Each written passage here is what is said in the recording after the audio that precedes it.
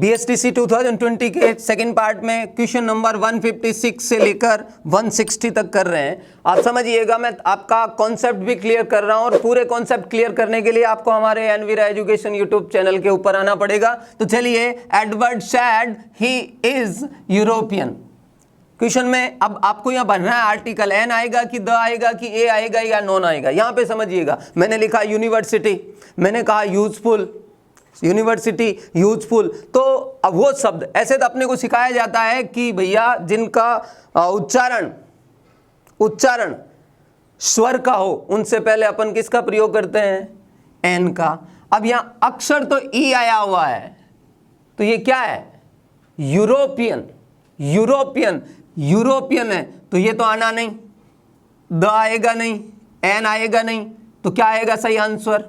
ए हो जाएगा। क्यों? यूरोपियन। मैंने यहां लिखा ना, जैसे यूजफुल, उपयोगी, तो अपन क्या लिखते हैं? इट्स आ यूजफुल थिंग लिखते हैं कि एन लिखते हैं? यू आने से फर्क नहीं पड़ता है। प्रोनाउंसिएशन किसका हो रहा है? यूरोपियन का। तो यू या व्यंजन की ध्वनि है, तो आंसर क्या आएगा? ए।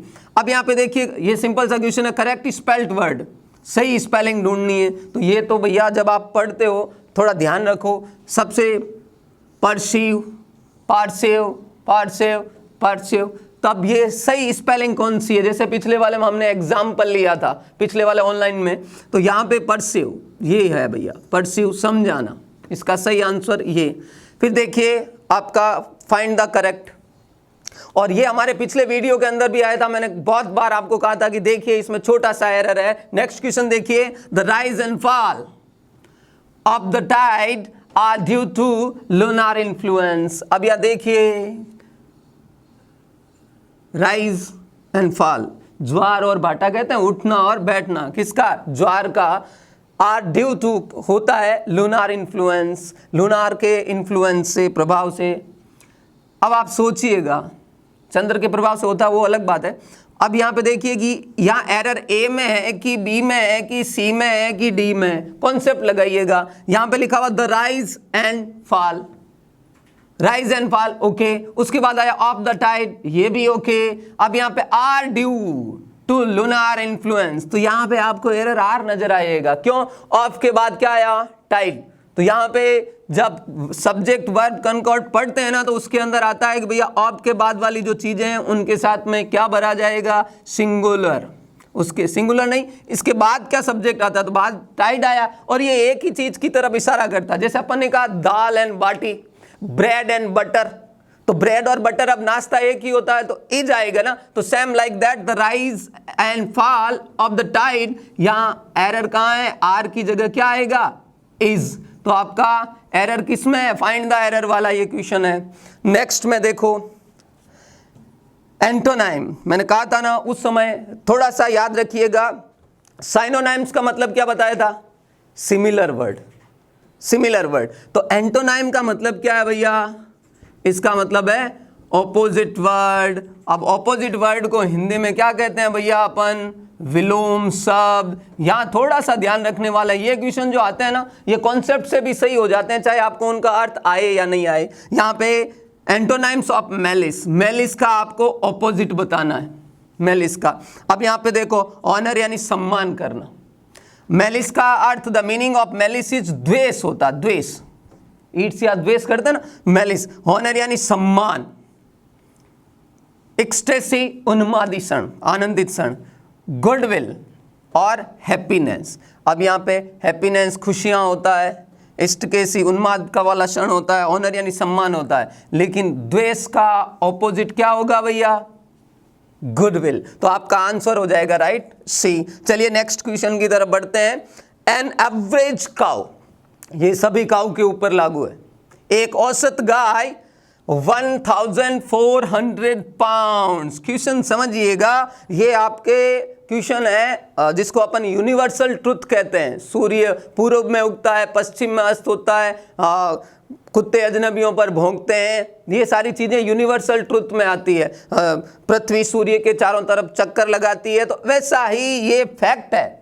फैक्ट क्या है? एन एवरेज काउ, एक औसत गाय 1400 पाउंड्स। अब यहां देखिएगा, जब एवरेज आया है पूरी जाति का बोध करा रहा है तो उसके साथ सिंगुलर एस या ईएस का प्रयोग होता है। अब ऐसे भी देखें तो खाली वेट आएगा नहीं, क्योंकि यहाँ पे एन एवरेज का हुआ आया, और सेकेंड फॉर्म आएगी नहीं, फ्यूचर में अपन जाएंगे नहीं, तो सही आंसर क्या हो गया? बेज। तो एक औसत गाय का वजन 1400 पाउंड्स होता है। चलिए बढ़ते हैं क्वेश्चन 161 से आगे।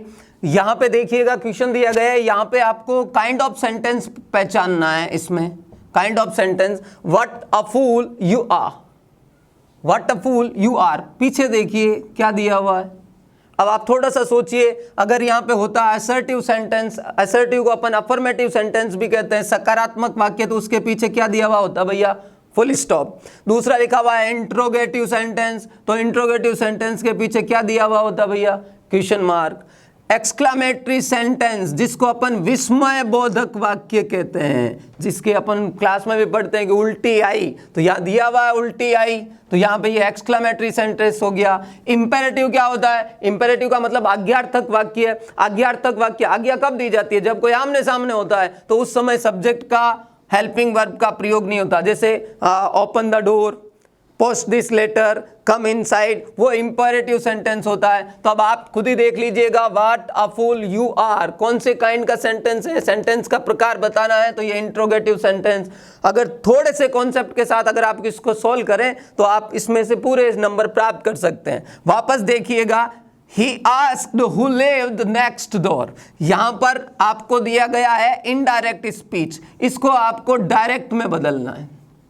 ओके, डायरेक्ट में बदलो। ऑप्शन की तरफ जाओगे तो कंफ्यूज हो जाओगे, ऑप्शन की तरफ नहीं जाके ही asked who lived next door, तो यहां पे क्या आया होगा? आस्क। तो यहां पे देखिए एक ऑप्शन दिया हुआ आस्क्स, हो ही नहीं सकता, हो ही नहीं सकता। आस्क्ड ही आया होगा, क्योंकि जब कभी भी डायरेक्ट इनडायरेक्ट होगा क्या है? रिपोर्टिंग करने वाली वर्ब में कोई चेंज नहीं होता, रिपोर्टेड स्पीच में चेंज होता है। तो यहां पर तो चेंज, तो ये ऑप्शन तो होगा ही नहीं आपके। ही आस्क्ड हो सकता है, ही सैड, सैड नहीं होगा, और ही सैड ये नहीं होगा। तो आप ऐसे भी देखें तो आंसर क्या होगा? He asked. अब यहां कभी कभी चलो he said who lived next door, ये तो होगा ही नहीं, क्योंकि जब सेकंड फॉर्म दी जाती है तो उसको हैड प्लस थर्ड फॉर्म में बदला जाता है। अगर ऐसा क्वेश्चन, ये अगर इसको बदलते इसमें तो ही आस्क्ड हु हैड लिव्ड आता, तो ये भी नहीं हो सकता। अब आंसर इन दोनों में से देखिए, he asked who lives next door और ही सैड हु लिव्ड, ये भी नहीं होगा। तो सही आंसर क्या होगा? He asked who lives. अब यहां पे देखिए ही आस्क्ड आ गया। अब यहाँ WH वर्ड दिया गया, इन्वर्टेड कोमा हटी, तो उसकी जगह हु आ गया। यहाँ पे लिव्स दिया हुआ है, फर्स्ट फॉर्म का सेकंड फॉर्म, तो लिव्ड, नेक्स्ट डोर का नेक्स्ट डोर। तो इस प्रकार से सोल्व करेंगे तो इसका आंसर हो गया आपका ए। अब देखिए स्पेल्ड करेक्टली, यहां से थोड़ा थोड़ा ध्यान देने की जरूरत है। COMITTE, एक बार के लिए जाता है ना, ये राइट हो जाता कमिटी, लेकिन यहाँ पे एक चीज मिस है, वो है M, या M भी डबल होता है। फिर देखिए BALLLON, बिल्कुल बैलून, ये आपका राइट आंसर है। आगे गड़बड़ क्या देख लीजिए, सक्सेसिव, तो यहाँ पे एस खा गए ये। फिर यहाँ पे फुलफिल, तो इसमें फुलफिल में ये एक एल ज्यादा दे दिया इन्होंने। तो अब आपका सही करेक्ट स्पेलिंग आपकी कौन सी हो गई भैया? बैलून। छोटे छोटे से एरर है, कमेटी में से एम नहीं है तो ये गलत हो गया, सक्सेसिव में से एस नहीं है तो ये गलत हो गया, और फुलफिल में से एक एल एक्स्ट्रा दे दिया तो ये गलत हो गया। तो सही आंसर आपका क्या हो गया? बैलून। अब आप समझिए, आप BSTC का एग्जाम दे रहे हैं, क्या बैलून की स्पेलिंग नहीं आती है? आती है, लेकिन अपन कंफ्यूज हो जाते हैं। फिर देखिए मैन फियर डेथ,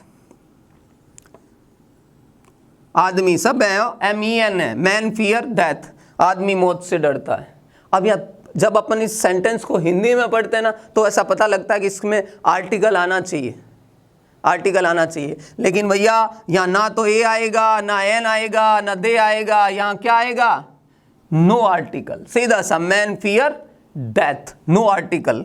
ओके, फिर सॉरी मैं ये बताना भूल गया था कि 16 से 13 तक आते आते मैं सीधा 169 पे यूं आ गया कि इसके बीच वाले जो 5 क्वेश्चंस हैं वो पैराग्राफ के ऊपर है, तो वो अपन नेक्स्ट में ले लेंगे। यहां पे देखिए, I bought this watch, okay, I bought this watch 2000 rupees. Okay, इन तो आएगा नहीं, कहां प्रयोग करते हैं प्रीपोजिशन में? इन यानी अंदर, अंदर का तो कोई मामला ही नहीं है। विद यानी साथ में, के साथ में। फॉर और एट आएगा ही नहीं। विद और फॉर में से कंफ्यूजन हो तो विद भी नहीं आएगा, फॉर आएगा। तो इसको है ना कभी कभी ऐसे कर लिया करो कि आई बॉट दिस वॉच फॉर, पैसे से पहले क्या लिखोगे, फॉर 2000 रुपीज। इसी क्वेश्चन को मैं अगर ऐसे लिख दूं, आई सोल्ड दिस वॉच, अब यहां पर भी आएगा और वो का वो 2000 रुपीज या 4000 रुपीज आ गया भैया, 4000 रुपीज, तो भी आपका क्या आएगा, मनी से पहले क्या आएगा, फॉर। तो आपका सही आंसर क्या हो गया, फॉर। अपन वापस से लेते हैं क्वेश्चन नंबर 164 से 168। ये आपका एक पैराग्राफ दिया गया है जिसके अंदर से 5 क्वेश्चन निकल के आ रहे हैं। तो आप सबसे पहले मैं थोड़ा सा ब्रीफ कर दूं आपको। A little man beside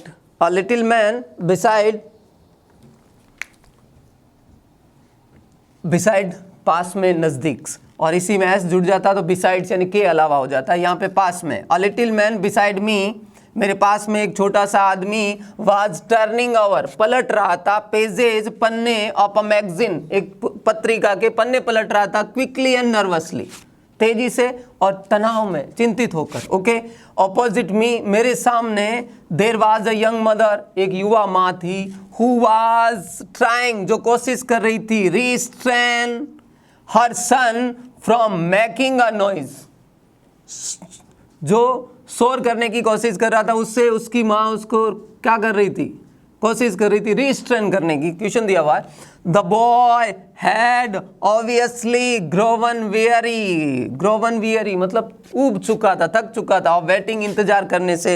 he had placed an ashtray, उसने एक एस्ट्रे नीचे रखी, सिगरेट पी के अपन जो गुल झाड़ते हैं जिसमें, वो ट्रे कहाँ पे रखी, ऑन द फ्लोर, फर्श के ऊपर, and was making aeroplane noise, और हवाई जहाज की आवाज करने लगा। एज ही वेव्ड, जैसे ही उसने हिलाया, a pencil in his hand, अपने हाथों में पेंसिल हिलाए तो, नियर हिम, उसके पास में, एन ओल्ड मैन, एक बुजुर्ग आदमी, वाज फास्ट अस्लीप, गहरी नींद में सोया हुआ था, स्नोरिंग क्विकली, तेजी से खर्राटे ले रहा था, टू हिमसेल्फ, स्वयं।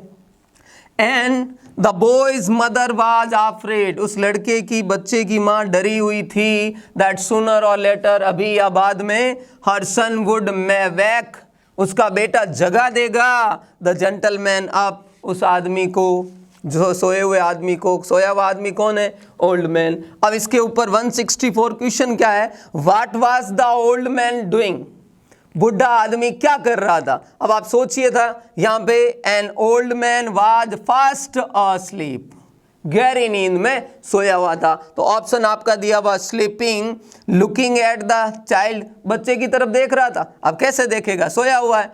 ईटिंग, खा तो नहीं रहा था। रीडिंग, पढ़ नहीं रहा था। पढ़ तो कौन रहा था, अ लिटिल मैन, या ना टर्निंग ओवर द पेजेस। तो ये भी नहीं, ये भी नहीं, ये भी नहीं, तो आपका आंसर सही क्या हो गया, What was the old man doing? The old man was sleeping. Next question देखिए 165 में, मीनिंग ऑफ रिस्ट्रेन, रिस्ट्रेन का मीनिंग क्या होगा।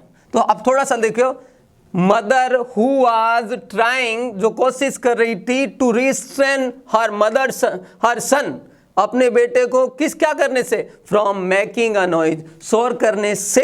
तो अब यह सोचिए, मीनिंग ऑफ रिस्ट्रेन का क्या हो सकता है, कंट्रोल हो सकता है। एनकरेज का मतलब तो प्रोत्साहित करना, क्या वो प्रोत्साहित करेगी शोर करने के लिए, या फिर गुस्सा दिलाना, या रिब्यूक, धमकाना, क्या आएगा। तो यहाँ पे मीनिंग ऑफ रिस्ट्रेन का सही अर्थ क्या होगा, कंट्रोल, नियंत्रित करने की कोशिश कर रही थी। फिर देखिए 166 में, the person who was list disturbed.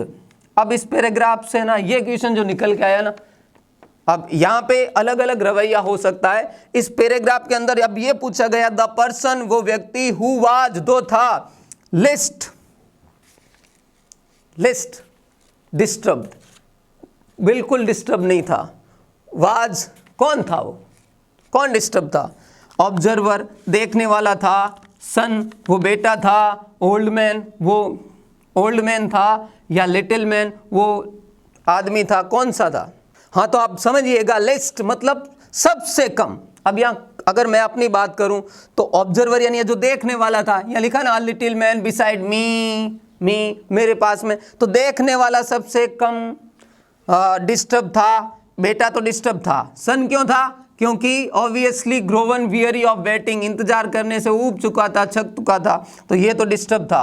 अब यहाँ द लिटिल मैन भी डिस्टर्ब था। क्यों? क्योंकि वो देखो turning over the pages of a magazine quickly and nervously, इसका मतलब वो भी डिस्टर्ब था। अब यहाँ अगर मैं बात करूं तो अब कौन सा राइट कहेंगे आप? यहाँ पे मेरा व्यू भी गलत हो सकता है। अगर मैं मेरे पॉइंट ऑफ व्यू से बताऊं तो भाई ऑब्जर्वर जो देखने वाला है तो वो बच्चे को देख रहा था, उस लिटिल मैन को देख रहा था, उस माँ को देख रहा था, उस सोए हुए बुढ़े आदमी को देख रहा था, तो देख के भी तो परेशान हो सकता है दो पॉइंट ऑफ व्यू से। लेकिन मैं अगर कहूं ओल्ड मैन, वो लेस डिस्टर्ब था। सोचिए इस बात के लिए कि भैया वो ओल्ड मैन क्या था? फास्ट अस्लीप, गहरी नींद में सोया हुआ था। तो भाई जब कोई गहरी नींद में सोया हुआ था तो कोई डिस्टर्ब होगा क्या? ये बताओ, डिस्टर्ब होगा क्या?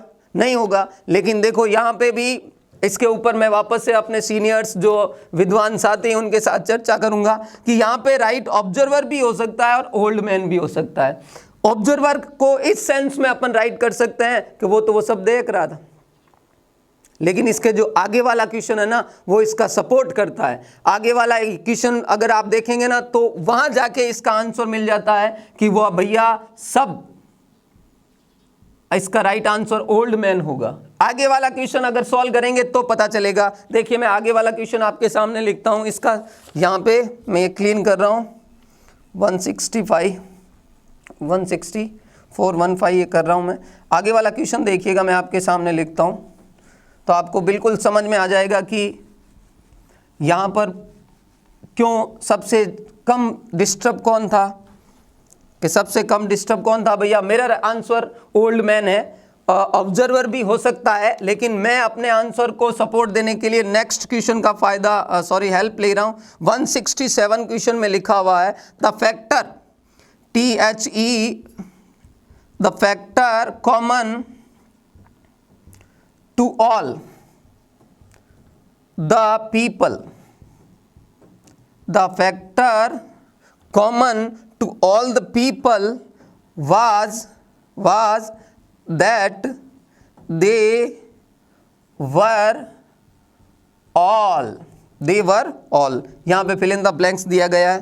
they were all, यहाँ ऑप्शन देखिए, ऑप्शन ए में लिखा हुआ है they were all WATCHING watching a film, एक फिल्म देख रहे थे। दूसरा देखिए waiting for something, WAITING waiting for something, किसी चीज का इंतजार कर रहे थे। She looking at the little boy, looking at the little boy. और इसका डी ऑप्शन है वो दिखा हुआ रीडिंग मैगजीन, रीडिंग, सॉरी कहाँ चला गया मैं, हाँ बिल्कुल रीडिंग, READING रीडिंग मैगजीन। अब यहाँ पे समझिएगा भैया, समझ में ये जो 66 क्वेश्चन है क्या पूछ रहा है कि the person who was less disturbed, वो व्यक्ति जो सबसे कम, बहुत कम, सबसे कम डिस्टर्ब था, वाज वो कौन था? ऑब्जर्वर क्या वो देखने वाला था? सन क्या वो बेटा था? या ओल्ड मैन क्या वो बुजुर्ग आदमी था? या वो लिटिल मैन जो छोटा आदमी जो नर्वसली पढ़ रहा था? तो यहाँ पर तो ये तो क्लियर हो गया कि भाई बेटा भी डिस्टर्ब था क्योंकि वो इंतजार करते करते थक गया था। लिटिल मैन भी डिस्टर्ब था क्योंकि वो क्विकली एंड नर्वसली किताब के पन्ने पलट रहा था।